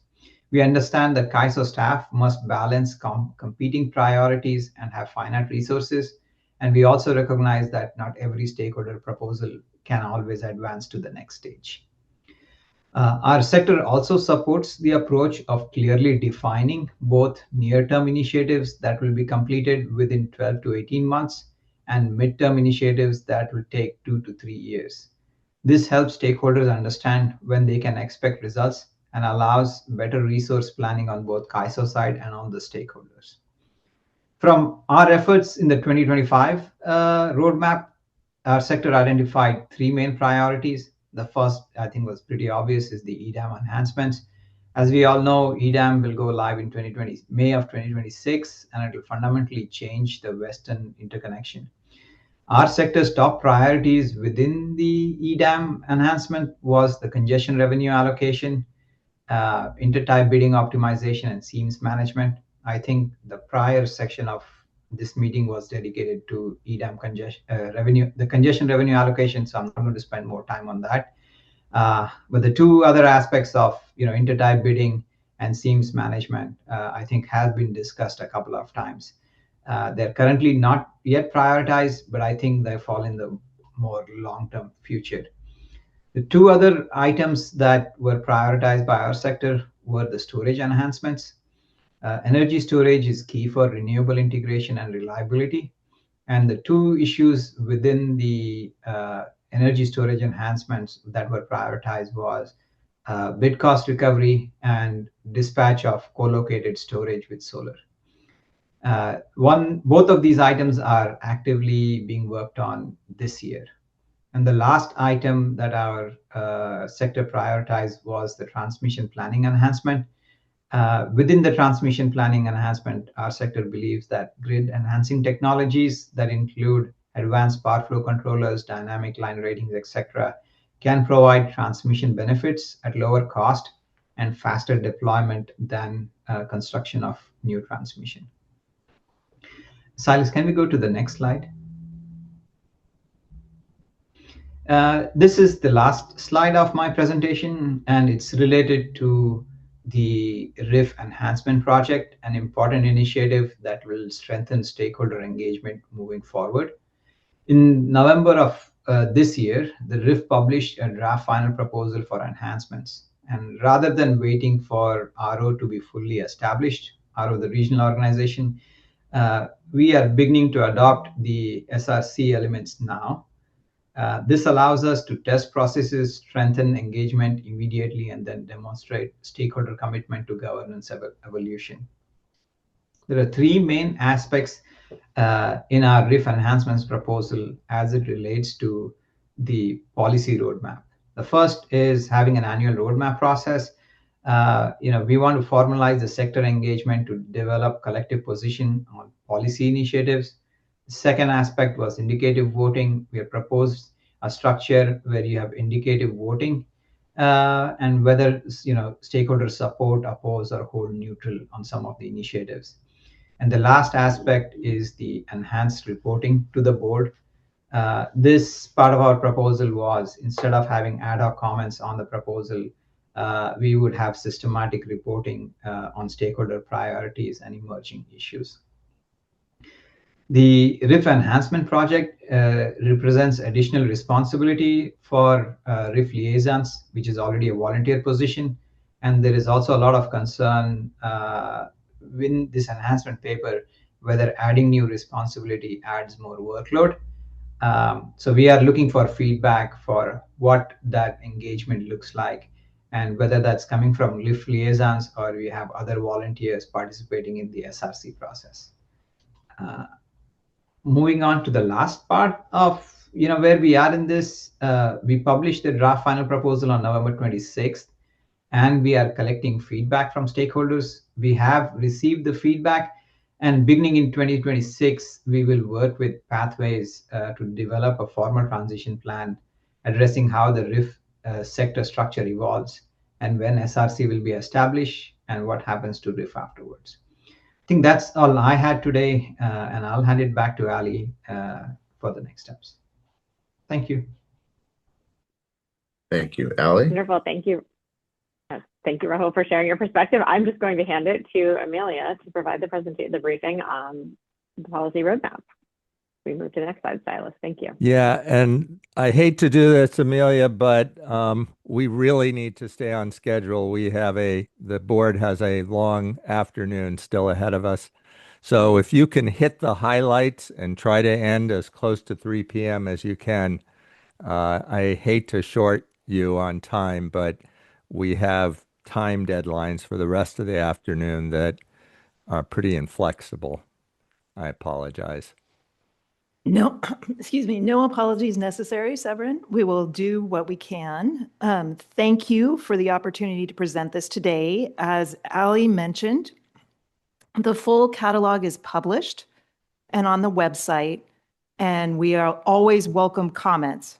So please do review and let us know if you have any comments. Silas, if you could move ahead. Let's go. Well, I'll stop here for a moment and just mention, as Rahul mentioned, this process has been very good at incorporating urgent requests. Next slide. I want to review a little bit what our schedule is and how helpful the participation of the RIF has been. We have a RIF roundtable that occurred last year in April, but will occur next year in March. And that RIF roundtable is particularly helpful in highlighting these urgent issues that need to be structured and brought through the policy process by the summertime. This year, we were able to take in the EDAM congestion revenue allocation, for example. And then separately, I'll highlight that the RIF does submit a report. That report has been very useful. We made 2 changes in the process this year. In the middle of the year, we went back to stakeholders and had stakeholders reprioritize all of the ongoing initiatives, and that is what allowed us to really take on EDAM congestion revenue allocation. Then the second change is that we introduced and asked stakeholders to reprioritize all of the discretionary initiatives as well as the ongoing initiatives when we issued our draft policy roadmap. Next slide.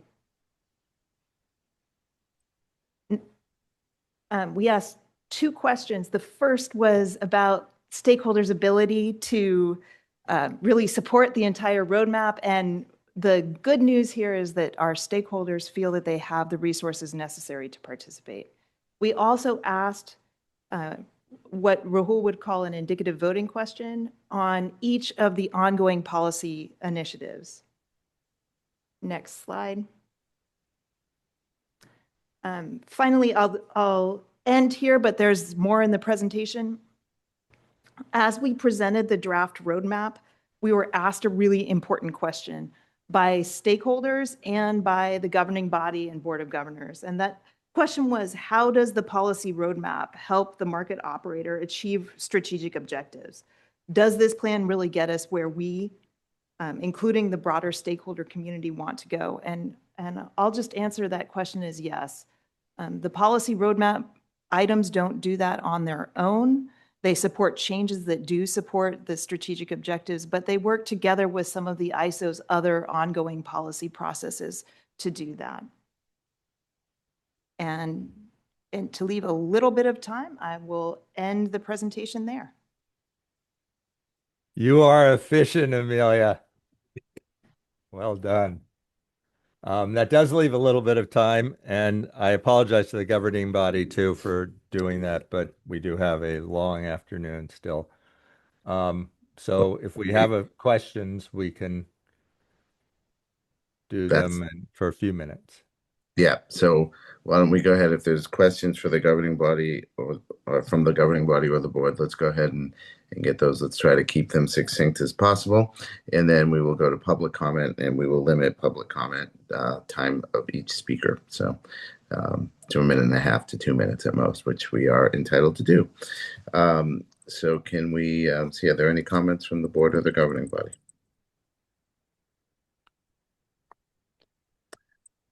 You put the fear into everyone but Anita. Anita, go ahead. I'll be quick. So Amelia, I thought I heard you say that that in the survey, stakeholders indicated that they have the resources to support the initiatives. And I just, so we're hearing, so some of our board members are hearing that no, that they're concerned about how much is going on and the ability to support it. So did I mishear that? You did not mishear that. There are concerns. Some of that support was support with the caveat. And the caveat really is that the highest priority for both for the ISO and for the stakeholders that we surveyed is really EDAM implementation. We've reserved one of the new policy items on the roadmap is called EDAM enhancements, and that's intended to reserve the resources for the ISO policy staff to work through anything that needs to be worked through as we approach EDAM implementation. And that's similar to what we heard from most of our stakeholders as well. Great, thank you. I see no other hands. Silas, can you please see if there are any comments in the queue? If you would like to make a public comment, you can press the raise hand icon on Zoom or #2 on the phone. We do have a couple hands up. First to Dan Williams, you've been sent a prompt to unmute yourself. Thank you, Dan. As you probably heard me say, I want to try to keep the comments down to about 1.5 and 2 minutes, or 2 minutes if you can do that. Easier than that, Roger. I didn't realize my hand was raised. So sorry about that. You're a rock star. That was good. Thank you. All right, one more. Jonathan Young, you've been sent the prompt to unmute yourself. Good afternoon. I can't be as fast as Dan, but my name is Jonathan Young, and I want to say good afternoon to the CAISO Board of Directors and WEM governing body. Again, my name is Jonathan Young, and I'm the Energy Manager for the State Water Contractors. We submitted a letter that was noted earlier in the presentation, so I'll try and skip part of that in the interest of time. I do want to thank CAISO staff for the time and attention on the development of the policy initiatives roadmap. And also, I specifically want to give a shout out to the staff working on the Demand and Distributed Energy Market Integration Working Group.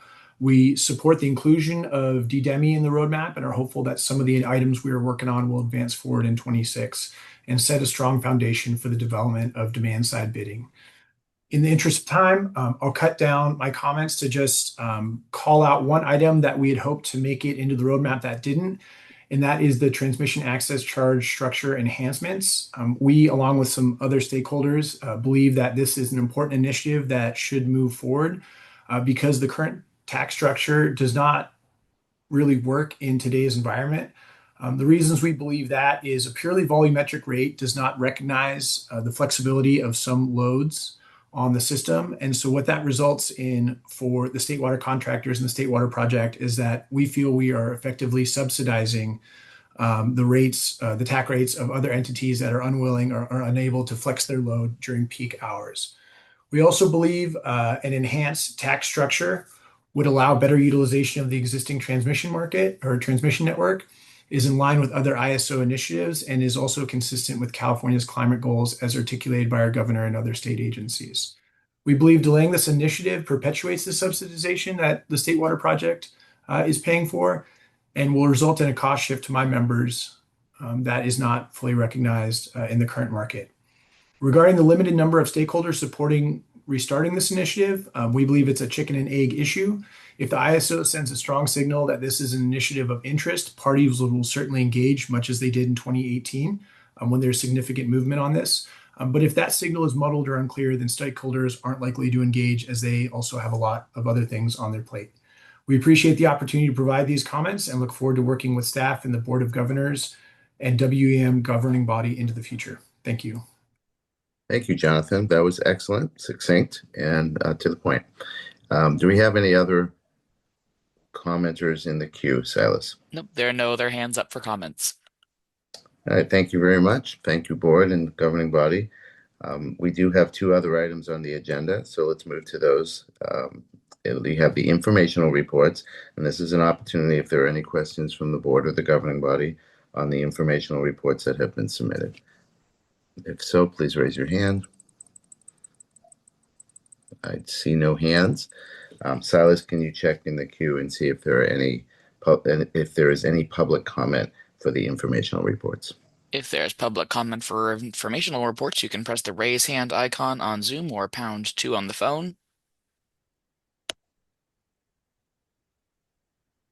No public comment. Thank you. Our last item on the agenda is an opportunity for anyone from the governing body or the board to raise future agenda items they would like to see. I see no hands. And with that, we can adjourn. Thank you, board. Thank you, governing body, and everyone online. We appreciate your time and attention. Thank you, everyone. Thank Thank you. you. Board members, let's try to be absolutely starting at 3:15 in our seats, ready to go, because we do have a lot on the next agenda. Thanks. Thank you, And sir. it's a different Zoom. Thank you. Okay. Thank you all. Bye. Thank you. Thanks all.